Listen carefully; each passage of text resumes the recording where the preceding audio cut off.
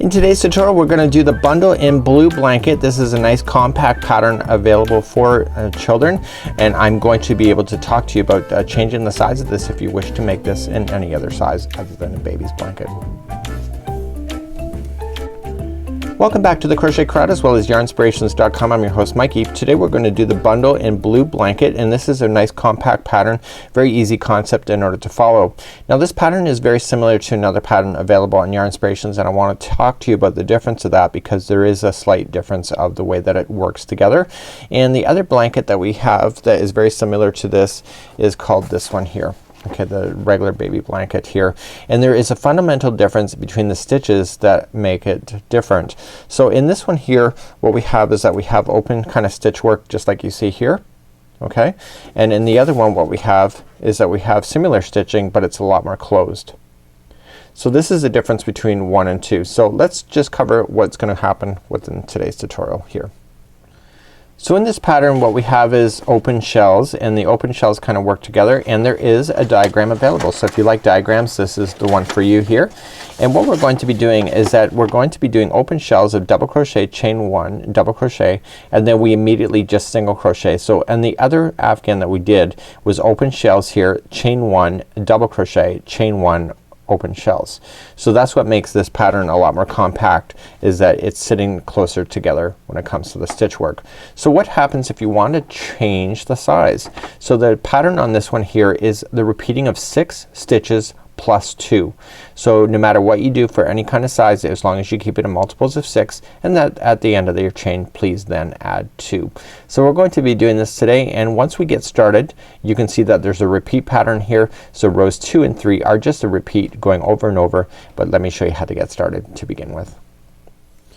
For today's pattern I'm going to be substituting with Bernat Little Tots here, or Little Tots and a 5mm size H crochet hook today. This is really quite a beautiful yarn, and it's really quite soft and meant for babies. So let's begin. The pattern is asking you to do a 3.5 size E or 3.5mm size E crochet hook today, which is very small, and the fingering weight of baby yarn. But if you don't want to use that kind of thin yarn and you want to thicken it up, then Bernat Little Tots is the way to go for here as well. So let's begin and start. Let's doing our chains.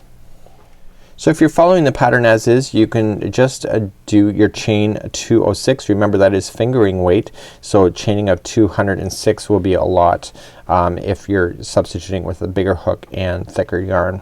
So I'm going to keep mine in groups of 6 like I talked about, and remember the first slip knot never counts as 1. So 1, 2, 3, 4, 5, and 6. So there's one group.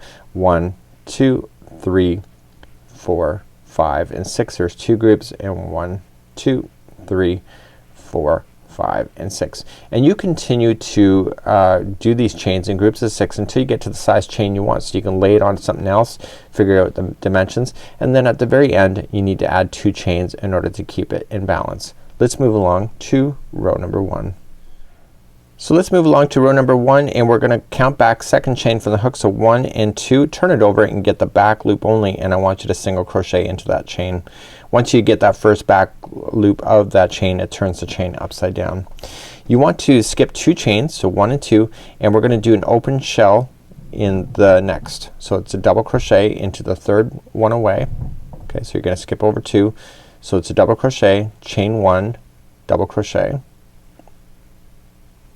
chain 1, and double crochet. So it'll be a total of 3 double crochets there with chain 1s that separate them. You're gonna come back down to the chain, skip the next 2, and single crochet into the next chain. So the repeat patterning on this thing is that you skip 2 chains and you double crochet and do your open shell in the third one. So double crochet, chain 1, double crochet, chain 1, double crochet. Just like that. Skip 2 chains, single crochet into the next, and you're gonna continue that patterning going all the way to the other side. So I'm gonna continue here. So we skip over 2, go to the third, do another open shell, chain 1, just like this. And when you get to the very end you're gonna skip your final 2, and the final stitch will be by itself with the single crochet in the final, just like that. Okay, so that's what it looks like at this point. Let's move along to row number 2. Let's turn our work and go row number 2. So these open shells are gonna sit and nest within each other. So the next open shells will be in between these two here. There will be a partial on the outside and there will be a full one in between here and then a partial on the other side. So no matter what you have is that in between the edges there will be full open shells nesting in between. So to begin row number 2, and each time you hit row number 2, so repeat patterns are rows 2 and 3. So here's what we're gonna do. We're gonna chain 4. So 1, 2, 3 and 4. This counts as a double crochet plus chain 1 and you're going to double crochet into the same stitch.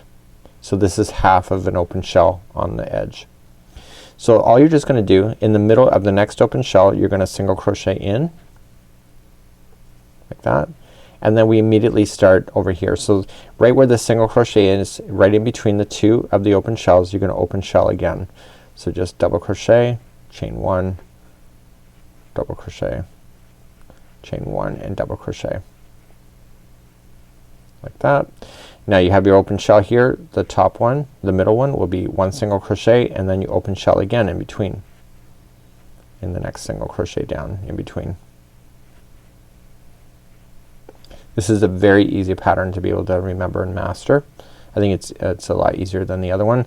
Now the top of the next open wave we are going to put in a single crochet and now we're coming to an edge. So you're gonna continue to go back and forth and you see how it's tucking into each other. So the very edge one here on the final one here, okay, the final stitch, there will be 1 double crochet, chain 1 and 1 double crochet. So it's a half open shell on the outside just like this. Let's turn our work and go for row number 3. So row number 3 we're in between the nesting of all of the stitches. So we're in the top of one of the open shells. It's a half one here. So whenever we start row number 3 we're gonna chain up 1 and single crochet into the same stitch like this. So the next single crochet that's down here, okay, is going to be the open shell.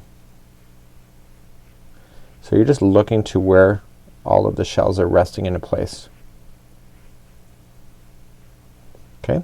So now we're gonna single crochet in the top of the next open shell and then open shell again in between the space.